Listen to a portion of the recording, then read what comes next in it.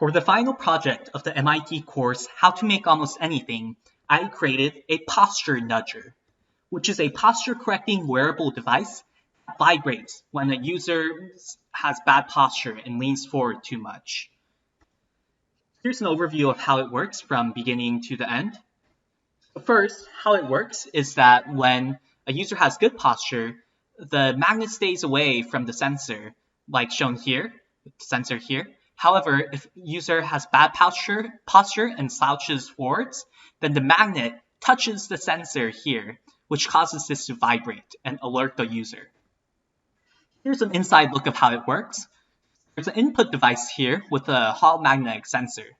When a magnet gets close to here, this sends information to the output device, which causes the motor to vibrate. You can visualize this with a program I wrote where when you bring the magnet forwards, the red bar comes up more often. And I enclosed this with a cardboard box that I laser printed using parametric shapes here. Or you can also make a 3D printed enclosure as well, with compartments for the magnet, the battery, and more. Here's a demo of it that I made after class. If I have good posture, it doesn't vibrate. But if I have bad posture, it starts to vibrate and make noise.